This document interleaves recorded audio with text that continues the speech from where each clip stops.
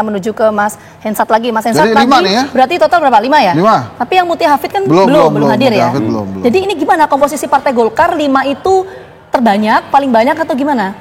Ya di postur mungkin kabinet? yang bisa nyamain cuma Gerindra kali ya.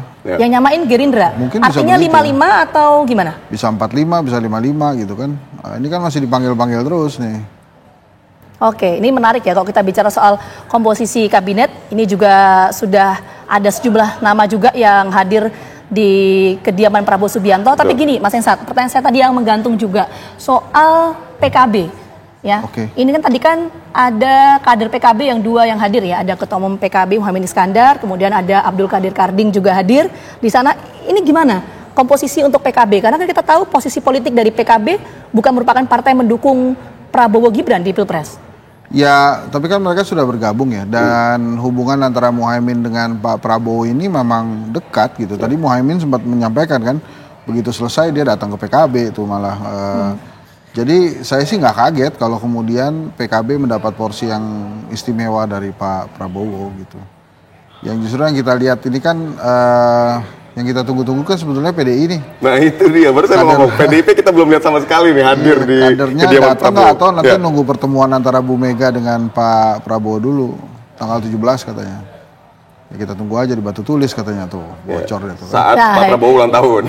Iya. Pak Prabowo Pak Prabowo 17 Oktober, betul. Ini masih isu atau bocoran? Desas-desus. Atau nggak fakta? Desas-desus. Oke. Nah, kalau kita pegang undangannya itu baru fakta. Itu pun bisa batal gitu undangannya. Baik. Ini kan kalau sekarang kita ke Mas Agung dulu. Mas Agung, kalau kita lihat bahwa Pak Prabowo ini kan sekarang sedang memperkuat alutsista angkatan udara kita dengan membeli sejumlah pesawat tempur, bahkan ada yang bilang sampai 40 bahkan lebih untuk memperkuat angkatan udara kita. Nah, Anda melihat kekuatan alutsista ini untuk sebuah pertahanan negara ini perannya seperti apa? Wah, sangat penting. Ya. Saya bilang sekali lagi ya, bahwa keamanan nasional memiliki beberapa pilar atau instrumen keamanan nasional. Pertama diplomasi, kedua informasi, ketiga militer, ekonomi, dan terakhir adalah culture budaya. Militer itu sangat penting karena militer itu adalah hard power. Militer dan ekonomi itu hard power, informational dan diplomasi itu adalah soft power. Nah, hard power ini sangat penting. Kenapa? Karena dia bisa langsung gebuk, bisa langsung nahan, langsung bisa neken, langsung lindas, langsung maksa, atau langsung merayu, atau membujuk. Jadi itu sangat penting. Dan Pak Prabowo dengan merubah paradigma ya mengenai bahwa pertahanan itu ngapain kita bangun pertahanan, kan perang tidak akan lagi, bukan itu, perangnya sudah jalan nih. Cuman perangnya berbentuk lain, perang ekonomi, tapi semua perang lain itu membutuhkan kemampuan angkatan perang yang kuat, membutuhkan real, bukan hanya sekedar kita kuat dalam duel di cyber atau perang informasi, tetapi real punya kekuatan berupa manusia dan alat serta perawatannya. Manusianya pandai, terlatih, sejahtera, alatnya bagus, modern atau dipermodern, dan selalu terawat dengan baik. Dan terakhir adalah selalu dilatih dengan baik antara komponen-komponen ini.